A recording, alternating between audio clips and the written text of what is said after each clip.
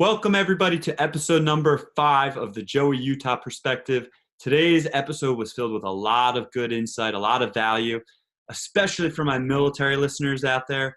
But with that being said, as always, I try to make all my content as relevant and valuable as possible to everybody listening.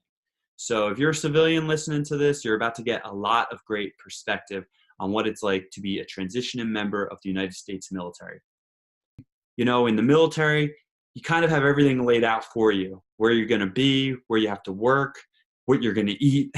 Literally everything is structured for you. And then when you come back into the civilian sector, things just aren't nearly as supervised as they were. So you're probably going to hear Sergeant Headley and I reference the TAP GPS program several times throughout the podcast. If you have no clue what that stands for, it's okay. TAP simply stands for Transition Assistance Program. And basically what it is, it's a 1-week mandated course that the military provides all transition and service members with. And the point of this program, it was designed in the early 1990s in order to set up transitioning members for success upon reentry into the civilian sector. All right, so I hope that you guys enjoy the episode. I hope you guys get a lot of good value and good insight. And please, as always, leave me some kind of feedback or constructive criticism. Shoot me an email at info@joeyutah.com. Thank you so much. Enjoy the episode. All right, welcome everybody to another exciting episode of the Joey Utah Perspective. Today's episode is going to be packed with a ton of value because today I have on with me Sergeant Anthony Headley of the United States Marine Corps. And the reason why this episode is going to be even more special than the other ones is that Anthony is a currently transitioned Marine. And he's got a lot of great insight. He's literally going through the TAPS GPS program to transition back into civilian life. He started it literally today, Monday. And Ant, welcome to the show. Thank you, Joey. Thank you. And to the listeners out there, I want to thank you as well for giving this podcast a chance. Like Joey said, this was my first day of the mandated DoD transitioning program. Excuse me. And it is about what I expected from the standpoint of cut and dry PowerPoint, death by PowerPoint, and the overall lackluster appeal of veteran transitioning out, as well as seeing other individuals from different walks of life go through the same ordeal as I am. Just to give you a little bit backstory on me, did 8.5 years in the Marines, traveled all over the world, started off in Camp Pendleton, came all the way to the East Coast, currently stationed in Kings Bay in Georgia.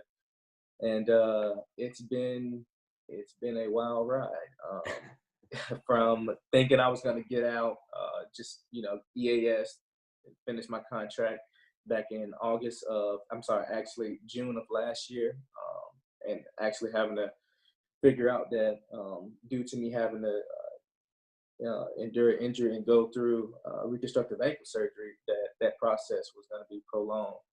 So long story short, fast forward to now, it's been about 8-9 months since then, and I've been fighting to come off of limited duty, to get out, to transition out. And this course is mandated for us now. And with it being mandated, it kind of put me in a, not so much a financial bind, but a career-wise. Like, it bottled me up for a week because this is a critical week for me. March 7th is actually my last day of active duty service. So from now until March 7th, I'm actively looking for jobs. And it's hard to tell an employer that I'm unavailable this whole week due to this. They may understand it, but 9 times out of 10, they won't. Unless it's a military-friendly employer who has a legit military acquisition or military talent acquisition specialist. So for me, it was tough, especially being that the jobs that I really wanted and I interviewed for, I can't take those jobs because I'm forced to come to this course. With that being said, some of that could have been mitigated by, going to TAPS earlier, but I had so many appointments, so forth and so on, that, it was kind of hard to do it. But enough about me, and let's get back to this class. So day one, promptly 7:30. Everybody gets in there. You sign your name, make sure you're on the list, make sure you have your orders, and then first bill you get is, this is not a get you a job, or this is not a we're going to guarantee you a place of employment at the military service, and then we're going to give you the tools to succeed. It came off real monotone and dry. The guy that gave this spiel, probably late 50s, early 60s, he was a contractor. Okay. As well as the other individuals that was with us. But the main issue immediately was stepping into that classroom environment was the overall feel. If I'm going to talk to you about something, I don't want you to feel like I'm unapproachable, or the material and curriculum that I'm giving you is so mundane that you can't stay awake to follow it. So I'm pretty sure we all had those days where we can't follow along because we're just so tired. Let's get back on subject. Now that everybody knows what the TAPS program is all about, it's only 1 week now. Yeah. What I'm hearing from you already is they're failing to keep the military members' attention.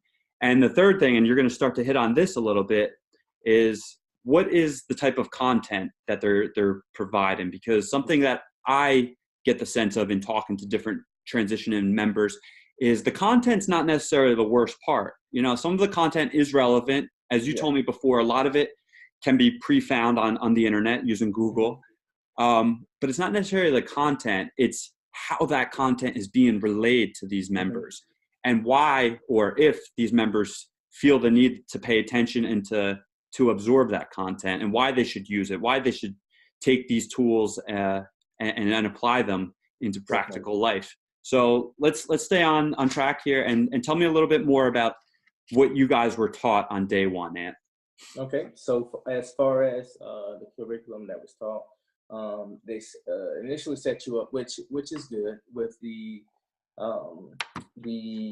DS login. So everybody knows once you're done with active duty service, your CAT card is enabled, and you have to create a username and password. So immediately, the guys that never created a e-benefits account, didn't know their password to their MyPay, and a few other military benefits pages, the spouse SGLI, all of those things. They initially set those up, which about 80% of the class had no clue how to do that, which was good. I being one of the lucky ones, I set mine up a long time ago. So they initially got through that, and once that was over with, it went into the financial aspect of planning your budget for 12 months. And this budget that was proposed to these service members and myself was 12 months of your current pay you need to have set aside. Now this depends based off of family status, married with 2 kids, 3 kids, 1 kid, no kids, single. It varies. So you have to kind of tailor that part to you. But moving on from that, right after that, it was kind of so here's how to pull your credit report.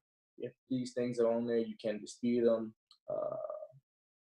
Briefly touched on if you have something that's incorrect, such as a third-party creditor that has nothing to do with you, or you may have moved from one military address to another, but the address that they have on file is the old address. How to reconcile that, how to actually go through and make sure you aren't being a victim of the Military Lending Credit Act, or the Civil Service, the Service Members Civil Relief Act, where if you had debt before, they automatically had to reduce it below 7% now. And that goes with a lot of things, because about maybe half of the individuals that were in there had some type of debt, whether it be in a car, previous student loan, so forth and so on. And these things, it's tiny things like that if I don't drive it home to you, like if I'm not actually sitting here telling you, you need to go in there and get this done, you're not gonna be tempted to do it. If I say, hey Joey, if you go over there, there's like probably $100 million over there. Versus, hey Joey, there's $100 million over there. Let's go get it. Yes. It has to be driven home like that with different things. Yes. Moving on from the financial aspect, there was more so a lot of uncertainty as far as their career path. So we developed a list of mentors, coaches, and peers or students, or just peers in general.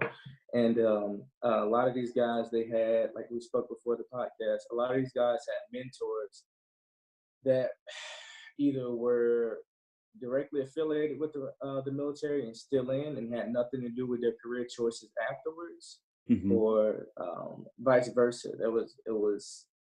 They were out of the military or civilian, and excuse me, they were in a complete other spectrum on the whole other side of the job field. And it was crazy because a lot of them, they had no sense of, okay, if I don't have anybody to tell me about this type of workforce that I'm going to be in, how can I prepare myself for it? And one kid, he brought it up in a way that it was kind of funny.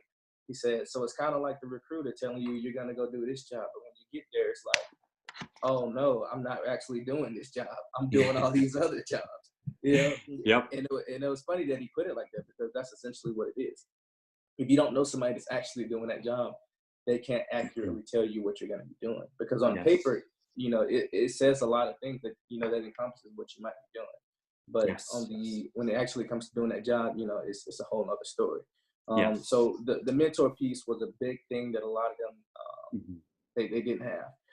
So I got up, I told my story, and a lot of them kind of grasped, like, okay, I need to gravitate towards somebody that's gonna be doing or something similar to what I'll be doing in that job field. So that was one of the main things, man, definitely. All right. So because you talked about before how you spoke up in class, in this classroom of 80 transitioning veterans. I think that's friggin' awesome. I'm going to let you tell that in a second. But something I want to hit on with what you just said is, it sounds to me, and I got this sense when I was transitioning, that a lot of these members aren't being set up with the proper guide and the proper assistance to walk them through the process of getting back into the civilian society. And a lot of that, what you just said, seems to happen where people, the few people that do have guides or mentors are mentors who don't really know not that they don't know what they're talking about, but it's hard if you've never experienced it. There's a lot of guys in these transition programs who never transitioned out of the military life. Now, maybe they're not still in the military. I know there's a lot of contractors. And for those of you who don't know what a contractor is, it's usually somebody who was in the military before, transitioned out, and got a job that revolves around doing some kind of similar work as they did when they were in the military. For example, I was security forces, which did law enforcement on base. So a lot of my contractor friends are, prior active duty members who did security forces. And when they transition out as contractors, they get into some type of security work, whether it's domestic or overseas. And the bottom line is, if you're transitioning out of the military, you need to have an idea of what career field you want to work in. I'm not saying there's anything wrong with becoming a contractor, because a lot of my friends are very happy and fulfilled doing it. What I'm saying is get clear with what you want to do first, and then find a mentor who can kind of facilitate your needs and help guide you through. And there's I want to do a plug for this company. It's a nonprofit. It's called ADP. It stands for, ACP. And it's the American Corporate Partnership. It's a nonprofit group. And what it does is they provide all military veterans with a free 1-year mentorship. And the reason I know about this, I found out about them through LinkedIn, through a mutual connection who, sent me to the ACP website. And, you guys know, all my listeners know, I'm in the speaking business. I'm in the online marketing business. So what they did is they did a questionnaire. They did an interview to ask me about what my needs are, what my professional needs are, my personal needs are. And then they took about 20 to 30 days to set me up with somebody who could help me with that, with another military veteran who has transitioned, who is in a similar career path as the one that I'm currently seeking, to help me get there. As opposed to if I got out and I said, yeah, I want to be a public speaker, I want to be a life coach.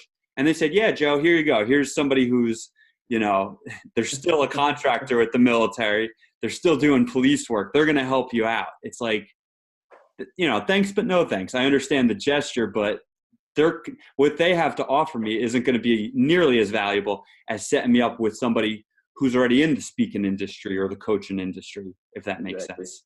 That makes perfect. So I recommend this to all transitioning military members. Get in touch with the American Corporate Partnership and just see if it's a good fit for you. But let's get back on track and let's talk about your experience through the TAPS program, Anthony, because you told me this story and I was giggling as you told me it before the podcast about how you stood up on day one of your transition program and you spoke and you did something that, I call it relatability. You spoke to the individuals, to the transitioning members and what their needs are in a way that, the hired speakers who are already assigned to these programs don't do. At least when I went through it, they didn't. And from what you told me, they're still not doing it. They're still not able to relate to what that member really needs. So why don't you tell us a little bit about why you spoke up and what exactly you said? Because I think it was awesome, to be honest. Yeah, man. First and foremost, before I even had the wherewithal to stand up and speak my 2 cents, I actually went through I'm still currently going through a program called Formula. It's kind of like the ACP, but if you were to take the TAPS, TGPS, TRS, whatever you want to call that program, if you were to take that and expand it over a 13-week course and put corporate leadership, T-Mobile, Home Depot, Chase Bank, UPS, top Fortune 500 companies, if you were to swap those instructors for that military training, swap them out for VP executives, HR hiring managers, things of that nature, you would get this program that I'm currently in right now. Just getting up and going up to Atlanta because that's where the course was for the one that I wanted to go to. Just going through talking to everybody and seeing that, the corporate world isn't as scary as people make it seem. I had a conversation with the Southeastern HR department manager for UPS. And when I spoke to this woman, it was like talking to my sister or talking to a friend, somebody else. It was like, I was like, wow, like I don't have to know all these ridiculous words and have to talk about stuff that I don't like, and it was very eye-opening. But so fast forward anyways, I started seeing, nobody start to say anything. It was just quiet and was just like, I don't know what I'm gonna do, this and that. So, I got up, I told him my story, 8.5 years in the Marines, told him, what happened to me, how I was transitioning out, my current opportunities, internship with Goldman Sachs, other job opportunities, getting my bachelor's in accounting. And then I asked them, I said, okay, you got 3 types of individuals. You got the careerist that wants to continue doing what they did in the military. You have the career switcher who goes from one end to another. And then you have the undecided individual. And about 80% of them were undecided. 10% of them, maybe a little bit more, they were still going to be the career specialist. And the rest of them wanted the career switch. And I told the undecided, I said, 9 times out of 10, if you're tight on money, you're going to end up being the career specialist because that's what you've been doing. That's what you know what to do. That's what you're going to continue doing. I said, the rest of you guys, you're going to be that career switcher. I said, what's going to happen with that is, it's 3 things that you got to remember. You got to remember that you got to be adaptable, right? What you learned in the military, it's just something that you have to do. You have to adapt to new situations. Same thing goes for the new environment and the skill gap, the bridge between the skill gap and the current or future position. Whereas for me, I'm going to be at the bottom of the totem pole, working in accounting and finance. I'm going to be that guy. Crunch these numbers. I'm going to be that guy. And it sucks. It's an ego check because a lot of the guys in the military have some form of leadership where they're managing 8, 12, 16, 20, battalion companies worth. Yep. And that having that ego check when you get into the civilian world, it's better to have it mentally before you actually get in that position. Um, Yes. and a lot of those guys, they were like, "How do you know this? Like what? Like?" And it's crazy because I got a few of them, and you should be getting a few of them adding you on LinkedIn. I had them. I said, "Hey, man, look, I'm more than happy to help anybody out. Shoot me your LinkedIn." And this was the saddest part. None of them had a LinkedIn. I said, okay. I said, all right, let me get your phone number. We're gonna get you straight. So I ended up getting like 5 or 6 guys' phone numbers, and I couldn't hold a class up, so I had to sit back down and let the ladies speak. But what kind of hurt my nerve the most was, like, again, how I told you how soft spoken she was about the critical information. She went from saying, and this was kind of a bad. You just don't do business like this. You don't go from saying how you never been in the military, but you got all these licenses and certifications, just to have some initials after your name to say you're certified in building a resume, vice versa. You just don't do that and then go directly in this being soft spoken about things that impact us. Job outlook growth. I can't remember the website, but there's a site.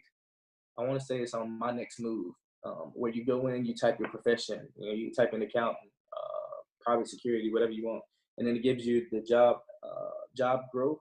I think the growth till 2022, and then you get the medium per state, or the median per state of how much you'll make. And when she was going through this, it was real soft spoken. If you're in the back of the classroom, you're not hearing it, and it's just like, this is something you're supposed to be passionate about. You want to help veterans out. How can you say that you're passionate about helping veterans, and we can't hear it in your voice? We can't see it in your face. We can't see it in your actions. Yes. So that's my biggest complaint from day one is the environment, man. It really is, because it's just like, how can you mandate me to go to something that's supposed to help me? Yep. But then I feel like I'm just sitting here just for you get a check in the box. Yep. And granted, the program has came a long way. By no means am I saying that the directors of the programs are full of it, but it could be a lot better. The selection process of individuals could be a lot better. Especially, I don't care if they were reaching out to veterans that recently transitioned to bring them back and say, hey, I was at this base 2 years ago or a year ago or 6 months ago. This is where I'm at now. This is what I did to transition. Like, yes. It's crazy. And I feel like with the podcast, you're essentially doing that, just not in person there. And it's sad that it takes somebody like you to go in and want to correct things, but that's another story for a different day. But day one is definitely it's a work, man. Well, a few things, man. I'm going to repeat myself over and over again about how important it is to be able to relate to any audience, guys. This isn't just military. I know when I go and speak to military people, I've got to be a certain level of enthusiastic to get through to them. I've got to talk a certain way. You've got to relate with the individual. And I'll take it to the other side of the spectrum. If I'm talking to a little kid about something, I'm trying to help them with bullying issues or something, I'm going to go down to their level. I'm going to get down on a knee, and maybe then I'll be a little more soft-spoken like this lady was that you were learning from. But it's all about being adaptable and being flexible with your behavior.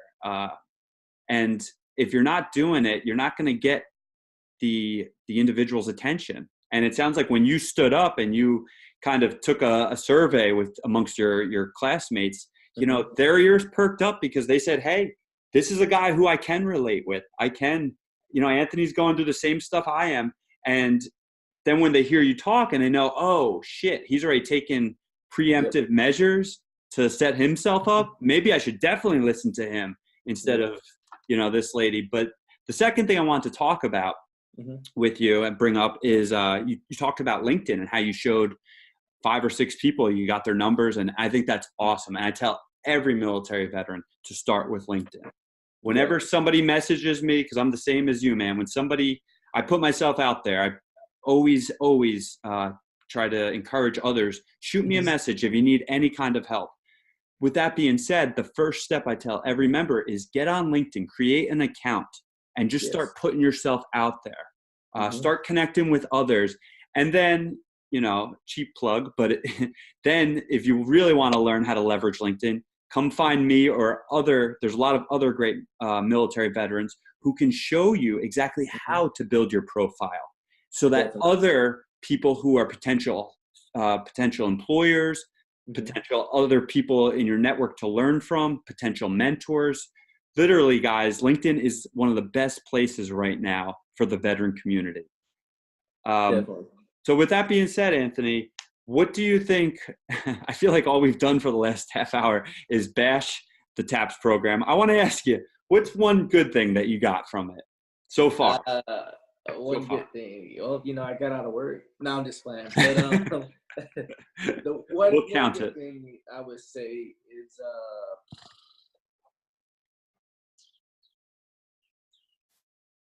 it would probably have to be just the overall the DS login.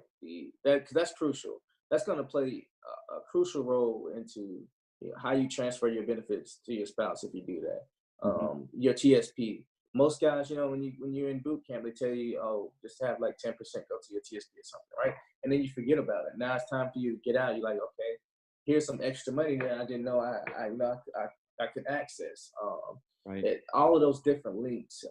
If you actually take the time and go through each one and figure out what each one is used for, those links are actually very helpful. And sometimes just doing a quick Google search of military benefit resources doesn't always give you all the resources that you're entitled to. But the links that they have on e-benefits, MyPay, there's always a resourceful link or a helpful link that brings you to these other websites that you're able to go in and TRICARE online, so forth and so on. That was probably the best thing right there. Being able to say that, okay, I don't have to remember https www. mynextmove.org/help me. You don't have to remember things like that. So that was probably the best thing so far. I mean, it's probably more as the course go on, but then again, there's probably not. But we'll see. Okay. So. Well, it sounds like you got some value at least. You learned at least one thing is always a good thing. Just a little bit. Definitely. But I want to go back real quick to what you said about LinkedIn. Sure. I may have started LinkedIn maybe 2 years ago. And I was like, this must be like a very professional like Facebook. And I initially said, whatever. I don't have any professional pictures. I didn't own a suit at the time. I was like, I'm not going to put my military picture up there. I'm not going to put my boot camp picture up there. So I left it blank for the longest. And a good friend of mine, David, he told me, he said, get on there, start being active. I said, get on there, start being active. I'm like, what am I supposed to do? It's like, it was initially like making a brand new Facebook, saying I'm from a different state and adding people from that state and trying to figure out how do I talk to this individual without sounding creepy, weird, or just sound ignorant, And it was hard for me at first to figure out, like, okay, do I do this real formal, like, hello, so-and-so, comma, my name is, or do I say, hey, I saw you were friends with, or we were mutual acquaintance with so-and-so. And it took me a while to figure out that you have to tailor that based off of, what you see off the individual's profile, who that individual knows. Are y'all connected via a third connection or a fourth, so forth and so on. That was my biggest thing with it. And I tell anybody that creates a LinkedIn, dress for the job that you want to be, or the job that you want to have, and make that your LinkedIn profile picture. And the reason I say that is because unless you put a face with the name and the resume, it's just one of millions of resumes and millions of profiles. Yes. But if they say hey, that guy stands out. He has on a tie class, a full suit, nice haircut, this and that. Like, Yep. you stand out more, and you get noticed more. So Yep. I just wanted to touch on that real quick because that's what ultimately allowed me to get it to gain the leverage that I have and move forward with all the opportunities that I have now. So that's definitely a plus, man. Hell yeah, man. I couldn't agree more. And I was in the same boat as you with LinkedIn a few years ago. I created one, but it was kind of just sitting there for like 2 years. Didn't have a picture. And then I learned, this is a tool.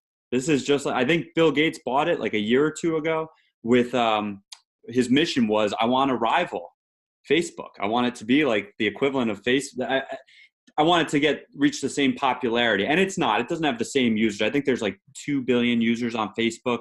There's like Yeah. 500 million on LinkedIn, which is still a lot. Definitely. But what I always tell people is it's pretty much LinkedIn is Facebook minus the drama, minus the politics, and minus the relationships. There's a lot. It's very interactive. Like the other day at work, I literally showed someone how to download it. And she was going through it. She was swiping through her feed, and she's like, wow, it's got like notifications and an inbox. She's like, it's just like Facebook. I'm like, exactly. It's Facebook only with a purpose, It's like, Definitely. it can lead to great things. And, while we're talking about it, if anybody out there does decide to listen to this podcast and then go start your LinkedIn, the 3 things I tell everybody to work on right away is 1, your profile picture. It doesn't have to be a picture where you look like a model or, it's professionally done. Don't make it a selfie by any means, but you want to find a picture. Yeah, you want to find a picture that is attractive. And I don't mean, again, you don't have to be a model to do this, but something generally where you're smiling or you're showing, maybe you're going the more professional route, but you want to be very inviting to others who are clicking through, their LinkedIn network. Second thing, fix your cover photo. If I can't tell what you do or what you want to do within 20 seconds of clicking on your page, if you're covered, like if you go to my LinkedIn right now, you'll see my cover photo is me teaching other people how to communicate because that's what I do. So within 20 seconds, you're going to know what I do. And the third thing is the summary. You want, and when I say summary, I don't just mean your resume. Don't just put your resume up there. Tell your story. Use that summary to tell a little bit about your background, whether it's first person or third person. And what you do when you tell a story is you're giving your value, by saying that, I was in the military for 4 years and this is where I really started to learn how to work well with others and how to build team building and leadership skills. It's doing the same thing a resume does, right? It's telling people why you're a person of value, but it's doing so in a much more transparent way. It's not just bullet points like a resume where, oh, this person did this, right? That's robotic and that's not attractive. People don't want to read that. People want to read a good story. Why do we watch movies, guys? Why do we listen to podcasts? Usually because the person on the other side of the podcast has an interesting story. And within that story, there's all different layers of value that they're sending out. So if you're not on LinkedIn, get on LinkedIn, contact myself. Or other great people. Anthony's on it. We met on LinkedIn through a mutual connection through David Hawkins, who's another great person of value for transition military members. Definitely. So yeah, I love that you brought that up and you made that something you told other people. I think that's so cool. With that being said, Anthony, we're gonna wrap up here in a few minutes. Before I wrap up, I always like to open up the forum to my guest, yourself, and just take this moment to give any kind of value or insight, advice, comments, concerns to transitioning members. Definitely. I would say, and this goes for anybody. You could be civilian, military, alien, whatever. Within 12 months of you separating from either your current employment or you're starting a new job or whatever it is, take it with a grain of salt that you're gonna go in there and you're gonna do your job and that's it. Because a lot of these companies nowadays, and especially the way things are going, there aren't any more salary based. You're gonna get promoted after 6 months, 12 months. It's all performance related, and this is mainly geared towards the military guys. It's no longer the days of okay, well, it's time for me to get promoted around this time. Those days are gone once you enter the civilian sector. It's very few jobs that allow that, but for the majority of them, that's what it's going to be. Another thing is the paid time off. So the average like civilian job equivalent is about 3.5 hours a month, whereas military guys, you get 2.5 days a month, which equates to 30 days a year. Civilian sector, that's about 80 hours. So you figure you're gonna get 80 hours paid time off. That's not a lot of days. That's a little bit over what 3.5 days or something like that. So it's gonna be a reality check. Yep. But take it with a grain of salt and keep going. Whatever you want to do, just do it. I'm telling you, I was that guy that said, once I get out, I'm gonna move to Seattle and be a firefighter because it's physically demanding. I did physical demanding things in the Marines. I'm fine with $70,000 a year in a state that's that's pretty expensive to live in. Yep. And that was me before I decided to change my whole life around, go get a degree, study finance and accounting, work towards being a CFO of a Fortune 500 company. I'm in the beginning stages of that, but I'm doing it. I'm moving towards that goal, and I'm moving at a rapid pace. And sometimes I surprise myself because I'm always like, I never thought I could do this. I never thought I was never the college type. Yep. I never wanted to go to college. They could have said, we're going to give you $2,000 a month for going to school. You asked me would I went to school 2 years ago, I would have told you no. And that's the thing. It's like once you open up your mind to different opportunities and you take in that wealth of knowledge, you have a better assessment of yourself. So that's what I would tell anybody to just take a step back and self-reflect. Take in every bit of knowledge and then reiterate that knowledge into your life and see if it correlates and goes along with your path. Then use it. Use every tool that you have. That's one thing that I would tell anybody is just go for it, man. That's it. That's all you got to go for. So I tell every veteran, get clear on what you want to do before you get out. Get clear on it, and then start making moves and taking action toward getting there, just like my man Anthony's doing here. So, yep. Perfect way to end it, brother. Anything else you want to say before we close it off? Nah, man. They get the gist of it. And if anything, please find me through. If you got Joey as a friend on LinkedIn, feel free to add me. I don't care who it is. Please add me. Talk to me. Tell me what's going on. I'm not saying I can guarantee you a job, but I'm at the point now where I'm able to influence a lot more things. So just reach out and we'll see what we can do for you. I'm always in the business of helping people, and I'm sure that Joey is more than willing to help anybody as well too. I just want to see individuals do great things. That's what I want to see. Couldn't have said it any better, brother. All right, guys. Well, this concludes episode 5 of the Joey Utah Perspective with Sergeant Anthony Headley, a transitioning Marine who is doing some really kick-ass things. Look him up. We'll put his info down below for you guys to connect with. And with that being said, guys, have a great day. All right.